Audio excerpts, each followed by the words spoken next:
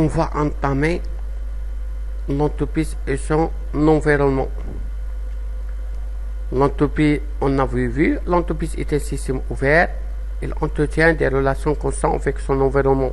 Cet environnement a des incidents sur le comportement de l'entreprise, mais ces dernières influencent également son environnement.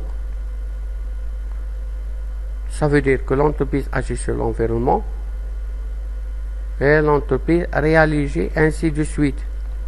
Définition de l'environnement de l'entreprise. Robert définit ainsi l'environnement, c'est l'ensemble des conditions naturelles et culturelles susceptibles d'agir sur les organisations vivantes et les activités humaines.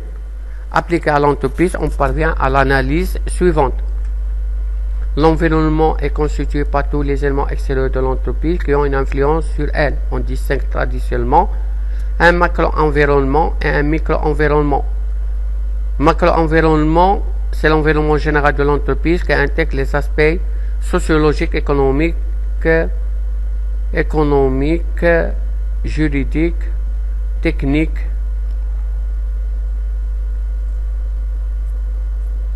et il y a des nationaux et internationaux.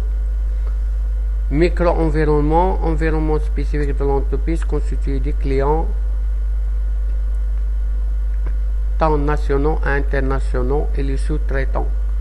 L'analyse de l'environnement conduit l'entreprise à chercher les facteurs clés de celui-ci. Les domaines clés de l'environnement de l'entreprise. On va expliquer maintenant macro-environnement. Il existe de nombreux facteurs clés de cet environnement qui ont des conséquences pour l'entreprise.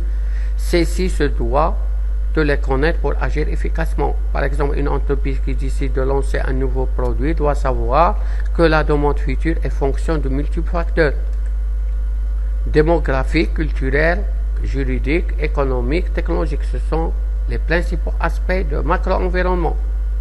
Démographique structure par âge, natalité, projection future de la pyramide des âges, etc. Culturel, l'état, évolution des valeurs et des croyances, niveau d'éducation. Juridique, réglementation, interdiction, conditions de garantie, conditions de vente.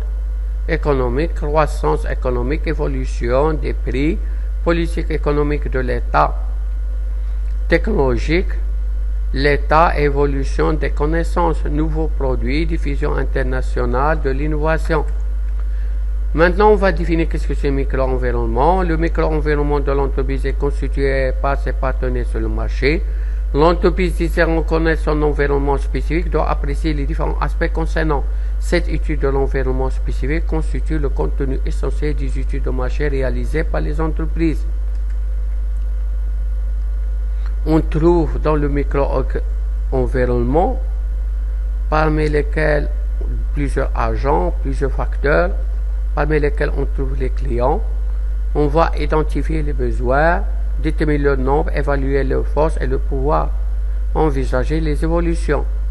Deuxièmement, on trouve les fournisseurs.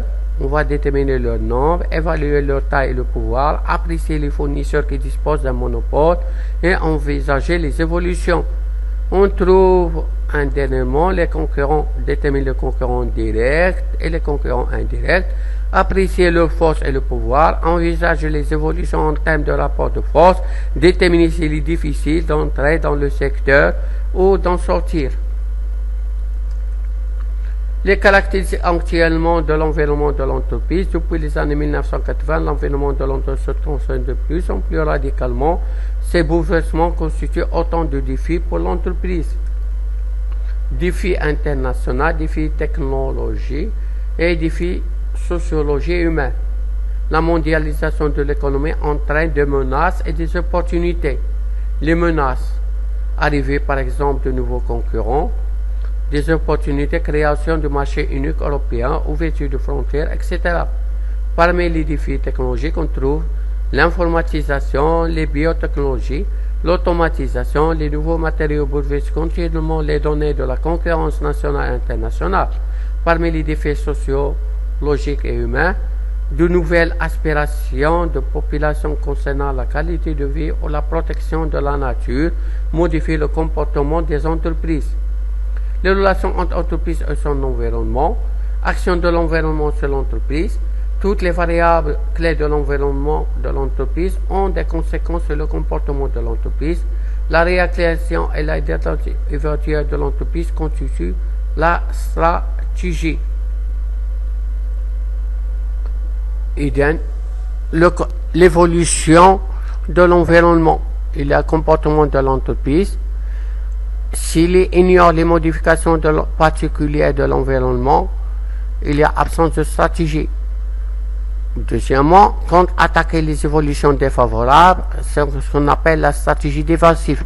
Anticiper les évolutions pour ne pas se laisser surprendre, on l'appelle stratégie offensive. Action de l'entreprise sur l'environnement. L'implantation des entreprises, par leurs décisions, les entreprises ont un impact sur l'environnement. Ainsi, la présence d'une ou plusieurs entreprises dans une ville ou une région a des conséquences pour ceci. Les effets exercés sur l'environnement constituent les externalités. Il y a deux types d'externalités, l'externalité positive et l'externalité négative. Les externalités positives, on trouve la création d'emplois, distribution de revenus impôts payés aux collectivités territoriales.